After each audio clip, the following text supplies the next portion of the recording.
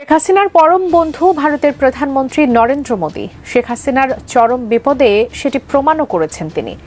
তবে শত চেষ্টা করেও বাংলাদেশে তাকে টিকিয়ে রাখতে পারেনি মোদী সরকার। তাই নানা উপায়ে দ্বিতীয় অভ্যুত্থানের মাধ্যমে শেখ হাসিনার পুনর্বাসনের চেষ্টায় প্রতিবেশী এই দেশটি।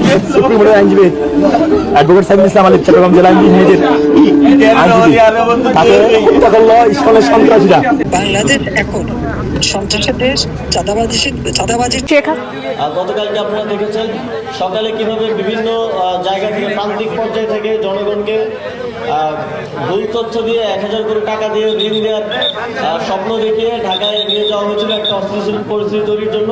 কাগজে কলমে অন্তর্বর্তীকালীন সরকার নামে কিছু একটা আছে বলে শুনেছি, কিন্তু কই তেমন তো কোনো লক্ষণ দেখা যাচ্ছে না। যে সরকার আছে এই সরকারও পড়েছে এক ঘূর্ণিপাক থেকে বাংলাদেশ অশান্ত একটা জীবন ঝরে গেছে। চিন্ময় কৃষ্ণ দাস ইসকনের এই ব্যক্তিকে ঘিরে সারা বাংলাদেশে সনাতনী যারা আছেন তারা এই মুহূর্তে মনে করছেন তাদের সামনে একটাই রাস্তা, যে কোনো মূল্যে এই চিন্ময় কৃষ্ণ দাসকে মুক্ত করতে হবে। আসসালামু আলাইকুম রহমতুল্লাহ, সবাই কেমন আছেন? আশা করি সবাই অনেক অনেক ভালো এবং সুস্থ আছেন। সবাইকে স্বাগতম জানাচ্ছি আমাদের আরেক নতুন ভিডিওতে। প্রতিদিনের মতো আমি আপনাদের সিরিয়াত ফারুকি আবারও চলে আসলাম নতুন একটা ভিডিও নিয়ে। আজকের ভিডিও টাইটেল এবং থাম্বনেল দেখে ইতিমধ্যেই বুঝতে পেরেছেন আজকে কি বিষয়টা নিয়ে কথা বলবো।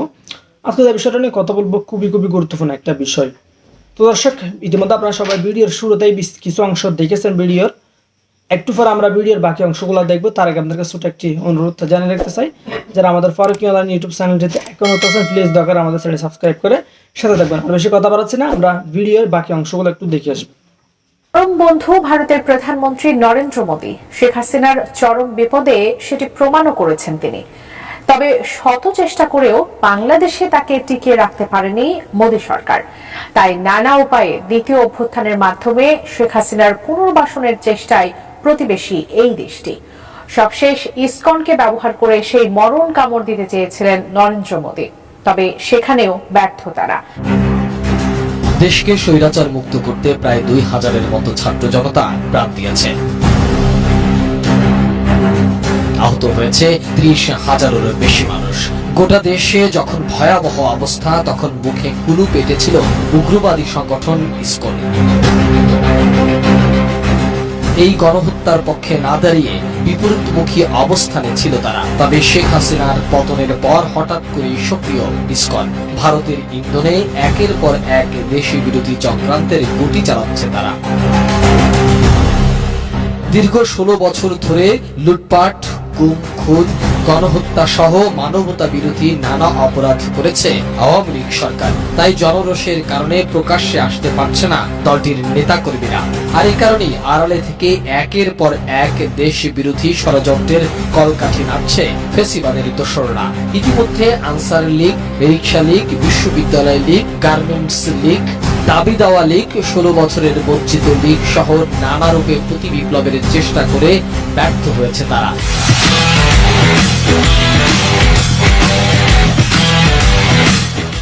এসব করে সাধারণ মানুষের জনজীবন অতিষ্ঠ করে তোলে আওয়ামী লীগ। সবশেষ 25 নভেম্বর সারা দেশ থেকে কিস্তি লীগের সদস্যদের এনে শাহবাগে সমাবেশ করতেও ব্যর্থ হয় তারা। গণ অভ্যুত্থানে পরাজয়ের পর প্রথম থেকেই হিন্দুদের নিয়ে গভীর এক ষড়যন্ত্র করতে থাকে আওয়ামী লীগ। অন্তর্বর্তী সরকারকে অস্থিতিশীল করতে সাম্প্রদায়িক দাঙ্গা বাঁধানোর যে কয়টি প্রচেষ্টা করা হয়েছে, তার পিছনে বিতর্কিত ইসকন নেতা চিন্ময় কৃষ্ণ দাস ব্রহ্মচারীর সরাসরি ইন্ধন রয়েছে বলে তথ্য আছে গোয়েন্দা সংস্থাগুলোর কাছে।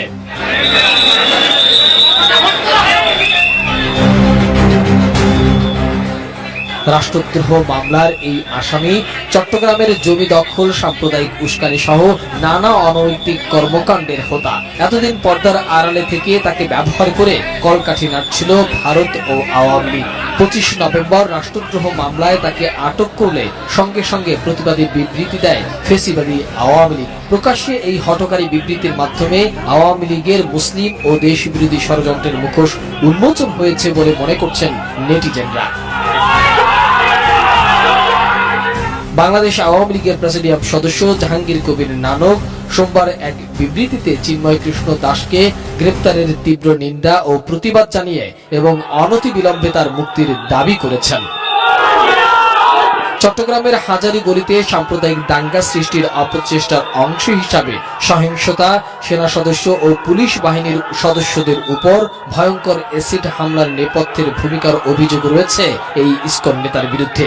এর আগে চট্টগ্রামের নিউ মার্কেট চত্বরে মুক্তমঞ্চে ছাত্র জনতার উড়ানো জাতীয় পতাকার উপর গেরুয়া পতাকা উড়িয়ে অবমাননা করে দেশের স্বাধীনতা, সার্বভৌমত্ব ও জাতীয় অখণ্ডতাকে অস্বীকার করার মতো অপরাধ করেছে বলে অভিযোগ রয়েছে ইসকনের এই নেতার বিরুদ্ধে। এদিকে সনাতনী জাগরণ জোটের মুখপাত্র ও পুণ্ডরিক ধামের অধ্যক্ষ চিন্ময় কৃষ্ণ দাসকে আটকের বিষয়ে ভারতের হস্তক্ষেপ চেয়ে চিঠি দিয়েছে ইসকন। গতকাল তাদের অফিসিয়াল এক্স হ্যান্ডেলে টুইট করে জানিয়েছেন, সন্ত্রাসবাদের সাথে ইসকনের যুক্ত থাকার অভিযোগ ভিত্তিহীন এবং অত্যন্ত আপত্তিজনক। এরপরেই চিন্ময় কৃষ্ণ দাসকে গ্রেপ্তার ও জামিন বাতিলের ঘটনায় উদ্বেগ প্রকাশ করেছে ভারত সরকার।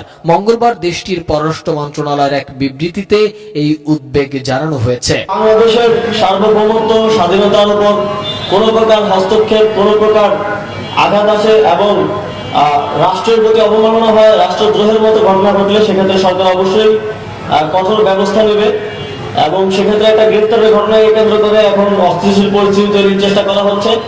আমরা স্পষ্টভাবে বলতে চাই, কেউ যদি অন্যদিকে রাষ্ট্রদ্রোহের মতো ঘটনায় যুক্ত থাকলে কোনো প্রকার ছাড় দেওয়া হবে না বলে জানিয়েছেন অন্তর্বর্তীকালীন সরকারের স্থানীয় সরকার যুব ও ক্রীড়া উপদেষ্টা আসিফ মাহমুদ সজীব ভুইয়া। মঙ্গলবার রংপুরে এক অনুষ্ঠানে যোগ দিতে গিয়ে তিনি এসব কথা বলেন। বিভিন্ন গোষ্ঠী, বিভিন্ন গ্রুপকে উস্কে দিয়ে হামলা, তারপর সংঘর্ষের মতো ঘটনা গতকালকে আপনারা দেখেছেন।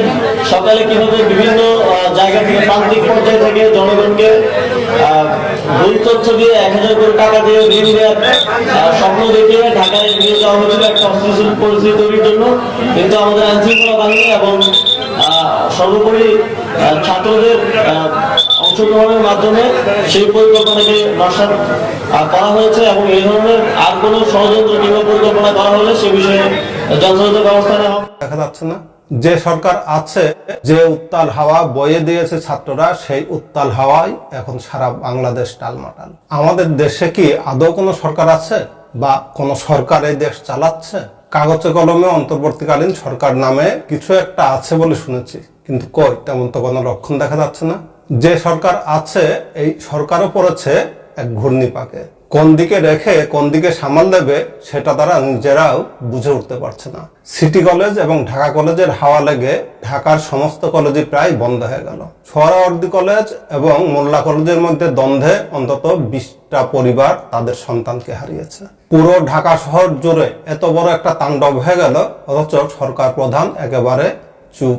কোনো রাটই করলেন না উনি, একটি কথা পর্যন্ত বললেন না উনি তো বললেনই না, সেই সঙ্গে উনার সহযোগী অন্যান্য উপদেষ্টা যারা আছেন তারা এই ব্যাপারে একটি কোনো কথা বললেন না। কথা না বললেও দৃশ্যত কোনো কাজ তো করা উচিত ছিল, সেটাও করলেন না ওনারা। কলেজ দ্বন্দ্ব শেষ হতে না হতেই তার মধ্যেই শুরু হয়ে গেল প্রথম আলো আক্রমণ। সেখানে গরু জবাই হলো, বিরিয়ানি রান্না হলো এবং মজার ব্যাপার হলো এই গরু জবাইয়ের উস্কানিদাতা একজন হিন্দু, তিনি পিনাকি ভট্টাচার্য, এবং যাতে তিনি ব্রাহ্মণ। হিন্দু রীতি অনুযায়ী যে ব্রাহ্মণের উচিত গরু জবাইয়ের বিরুদ্ধে অবস্থান নেয়া, সেই হিন্দু হয়েই তিনি, এমনকি ব্রাহ্মণ হিন্দু হয়ে তিনি উস্কানি দিচ্ছেন বাংলাদেশের জনগণকে গরু জবাইয়ের জন্য। এর মধ্যে কি কোনো ষড়যন্ত্র দেখা যাচ্ছে না? বাংলাদেশে বিশৃঙ্খলা সৃষ্টি করার জন্য কি এই উস্কানি কাজে লাগছে না? এই উস্কানিটা কেন দিচ্ছেন উনি? একজন ব্রাহ্মণ হিন্দু হয়ে দেশের জনগণকে গরু জবাইয়ের উস্কানি দেওয়ার কারণটা কি? এখানে নিশ্চিত কোনো ষড়যন্ত্র চলছে বাংলাদেশ নিয়ে, যেন বাংলাদেশ কখনো শান্ত না হয়, যেন অশান্ত থাকে সবসময়। প্রথম আলোর সামনে এই গরু জবাইয়ের পর্ব এবং ঢাকা জুড়ে যে তাণ্ডব চললো, এই তাণ্ডব পর্ব শেষ হতে না হতে শুরু হয়ে গেল চিটাগাংয়ে সনাতনী নেতা চিন্ময় দাসকে নিয়ে তাণ্ডব। চিটাগাং আদালত পাড়া এবং আদালত পাড়ার আশেপাশে হয়ে গেল রণক্ষেত্র। যে রণক্ষেত্র থেকে সাইফুল ইসলাম আলিফ নামের একজন আইনজীবী চিরকালের জন্য তার পরিবার ছেড়ে দূরে চলে গেলেন। সেই সাথে গেছে সনাতনীদের অন্তত 3 জন। আমি এখন যখন ভিডিও তৈরি করছে তখন পর্যন্ত এই সবগুলোই দুঃখজনক ঘটনা, যা কিছুতেই কাম্য না। সরকার এসব ব্যাপার নিয়ে একেবারে চুপ, যেন কোথাও কিছু ঘটেনি। সারা বাংলাদেশে যেন শান্তির সুবাতাস বইছে। আসলে শান্তির সুবাতাস বইছে এই কারণে চুপ, নাকি কোন দিকে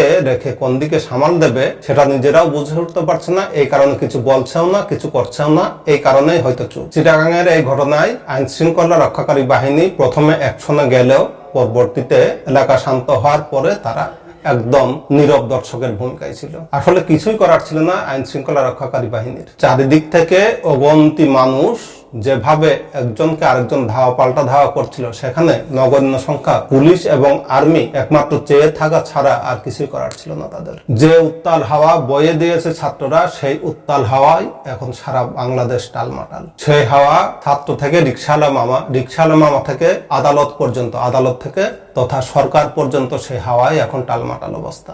এখন প্রত্যেকের মুখোমুখি। ছাত্ররা মানছে না শিক্ষককে, সন্তান মানছে না মা বাবাকে, গুরুজনকে, সাধারণ জনগণ মানছে না সরকারকে। এইভাবে আসলে একটি দেশ কতক্ষণ টিকে থাকতে পারে বা একটি সরকার কতক্ষণ টিকে থাকতে পারে? সরকারের এই ব্যাপারে অবশ্যই এগিয়ে আসা উচিত। আইন শৃঙ্খলার উন্নতি অবশ্যই আগে করা উচিত। না হলে এই দেশ পাকিস্তানের মতো হতদরিদ্র হতে খুব একটা সময় নেবে না। কারণ এইরকম বিশৃঙ্খল অবস্থায় থাকলে অর্থনৈতিক অবস্থার ধস নামবে, এটা নিশ্চিত। সরকার।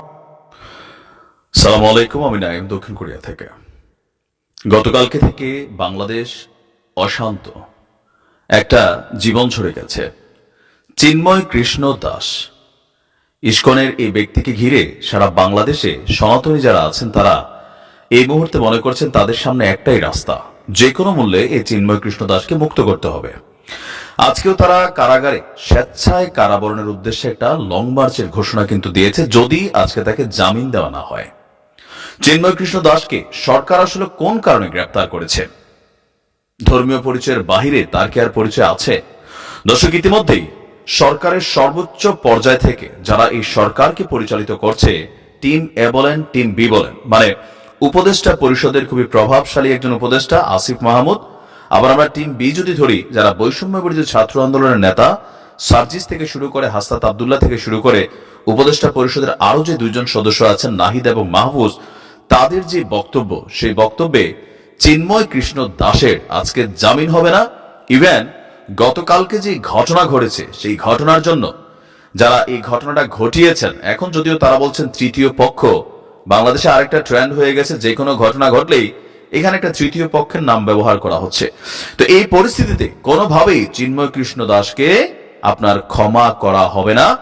ধর্মীয় পয়েন্ট অফ ভিউতে যতই চাপ দিক ভারত অথবা অন্যান্য জায়গা থেকে, আমরা দেখছি যে বাংলাদেশের স্বাধীনতা এবং সার্বভৌমত্বের উপর কোন প্রকার হস্তক্ষেপ বা আঘাত এবং অবমাননা হয় এমন রাষ্ট্রদ্রোহী কর্মকাণ্ডে জড়িত হলে সরকার কঠোর ব্যবস্থা নেবে বলে জানিয়েছে আমাদের উপদেষ্টা আসিফ। ইসকনের বহিষ্কৃত নেতা আমরা যাকে দেখছি, তার সম্পর্কে তথ্য হচ্ছে 4 বছর আগে তাকে কিন্তু ইসকন থেকে বহিষ্কার করা হয়েছে। ইভেন গতকালকের ঘটনার পর আমাদের সনাতন ধর্মাবলম্বী অনেক মানুষই এই নেতা সম্পর্কে কিন্তু মুখ খুলতে শুরু করেছেন। তো তাদের বক্তব্য যে সে নানান ধরনের অপকর্মে জড়িত হয়ে আমাদের সনাতনী ভাইদের মধ্যেই কিন্তু বিভাজন তৈরি করেছেন। অনেকে হয়তো বিষয়গুলো জানেন, অনেকে জানেন না। তো সরকারের পক্ষ থেকে আসিফের বক্তব্য হচ্ছে যে আমরা স্পষ্টভাবে বলতে চাই, যদি রাষ্ট্রদ্রোহ ঘটনায় যুক্ত থাকেন, সে যেই হোক, যত বড় নেতাই হোক, তাকে কোনো প্রকার ছাড় দেওয়া যাবে না। আপনার উপদেষ্টার বক্তব্য সম্প্রদায় বিবেচনায় নয়, রাষ্ট্রের নিরাপত্তা বিবেচনায় আইন শৃঙ্খলা বাহিনী ব্যবস্থা গ্রহণ করবে। চিন্ময় কৃষ্ণ দাস ব্রহ্মচারীকে কোন সম্প্রদায়ের নেতা হিসাবে নয়, রাষ্ট্রদ্রোহের ঘটনায় তাকে গ্রেপ্তার করা হয়। জানতে চাই কমেন্ট সেকশনে জানাতে ভুলবেন না। আমাদের চ্যানেলে নতুন থাকলে চ্যানেল সাবস্ক্রাইব করে সাথে থাকবেন। এই বিষয়টা নিয়ে আপনার প্রতিক্রিয়া দ্রুত কমেন্টে জানিয়ে ফেলুন। দেখা হবে না কোনো ভিডিওতে। ভালো থাকবেন, সুস্থ থাকবেন। আল্লাহ হাফেজ।